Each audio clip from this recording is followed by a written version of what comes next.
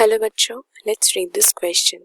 The question says, for the reaction 2Cl gas gives Cl2 gas, the correct option is option A, delta RH greater than 0 and delta RS less than 0. Option B, delta RH less than 0 and delta RS less than 0.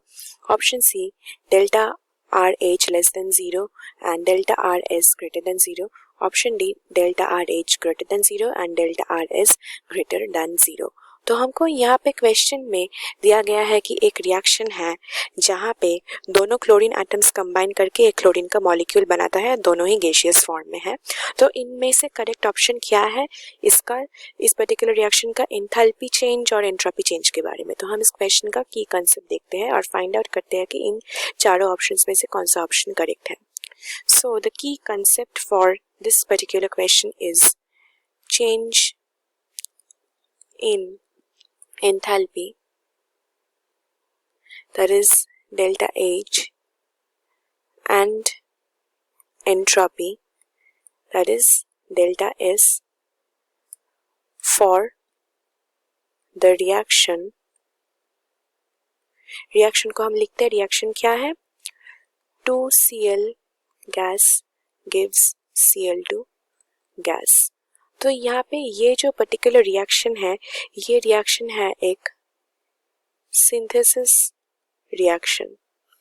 तो इसको हम synthesis reaction क्यों बोल रहे हैं, क्योंकि यहाँ पे जो रिएक्शन है, यहाँ पे 2 क्लोरीन एटम्स हमारे पास हैं गैसियस फॉर्म में। ये दोनों क्लोरीन एटम्स जो है ये कंबाइन कर रहे हैं और कंबाइन करके फॉर्म कर रहे हैं एक क्लोरीन का मॉलिक्यूल। तो इसीलिए यहाँ पे हमारा सिंथेसिस हो रहा है क्लोरीन मॉलिक्यूल का। सो this is a synthesis reaction.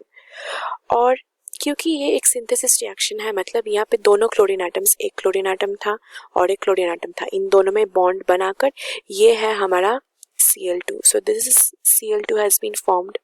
तो अगर यहाँ पे ऐसा हुआ है, मतलब यहाँ पे बॉन्ड फॉर्मेशन हुआ है, और अगर किसी रिएक्शन ऐसा होता है जहाँ पे बॉन्ड फॉर्मेशन इन्वॉल्व होता है, तो वो रिएक्शन होता है, हम जानते हैं, एक्सोथर्मिक रिएक्शन। और अगर रिएक्शन एक्सोथर्मिक है, मतलब यहाँ पे हीट रिलीज होगा। और एक्सोथर्मिक रिएक्शंस में क्या होता है, हम जानते हैं, हीट रिलीज मतलब यहाँ पे क्या हुआ, एनर्जी रिलीज हुआ है। और अगर एनर्जी यहाँ पे रिलीज हुआ है, मतलब हम जानते हैं कि डेल्टा H जो होता है वो होता है negative, that is less then 0। तो ये नेगेटिव क्यों होता है, क्योंकि यहाँ पे एनर्जी रिलीज होता है। दैट मीन यहाँ पे हमारा जो प्रोडक्ट है एक्सोथर्मिक रिएक्शन में, हम जानते हैं प्रोडक्ट का जो एनर्जी है वो लेस होता है रिएक्टेंट से। तो अगर यहाँ पे reactants are at a lower energy level, reactants are at a higher energy level than the products, मतलब डेल्टा H जो है हमारा, डेल्टा H फाइनल जो है वो डेल्टा H इनिशियल से कम है। तो अगर delta H final delta H initial से कम है, तो डेल्टा H जो हमारा H फाइनल अगर H इनिशियल से कम है, यहाँ पे हम लिखते हैं HF if it is less than HI, क्योंकि यहाँ पे प्रोडक्ट्स जो है वो higher energy lower energy level में है, इसीलिए HF कम है, दैट इज फाइनल, और रिएक्टेंट डिनोट्स HI वो ग्रेटर है। तो यहाँ पे डेल्टा H जो है HF माइनस HI वो नेचुरली लेस देन 0 हो जाएगा, नेगेटिव हो जाएगा। तो एक्सोथर्मिक रिएक्शन के लिए डेल्टा H लेस देन 0 होता है। और अगर हम एंट्रोपी के लिए ये मेजरमेंट करें, तो एंट्रोपी हम जानते हैं, एंट्रोपी क्या होता है, entropy it is the measure of disorderness in a reaction, disorderness या फिर रैंडमनेस। तो अगर रैंडमनेस बढ़ रहा है, मतलब एंट्रोपी जो है वो इंक्रीज करेगा। पर यहाँ पे हम देख सकते हैं कि यहाँ पे जो गैस मॉलिक्यूल से ये पहले दोनों था, ये 2 से ये बन गया है 1। सो यहाँ पे 2 से बन रहा है 1, दैट इज यहाँ पे हम देख सकते हैं डिक्रीज इन एंट्रोपी, क्योंकि यहाँ पे डिसऑर्डरनेस या फिर रैंडमनेस जो है, रैंडमनेस ये डिक्रीज हो रहा है, देयरफॉर डिक्रीज इन एंट्रोपी।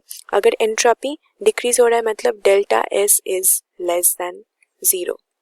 तो इस पर्टिकुलर रिएक्शन के लिए हमारा क्या हो जाएगा, delta H will be less than 0 and delta S will also be less than 0। तो यहाँ पे हमारा कौन सा ऑप्शन मैच हो रहा है यहाँ पे, that is option B is the correct answer, that is delta RH is less than 0 and delta RS is less than 0, both are less than 0. Therefore the final answer for this particular question is option B.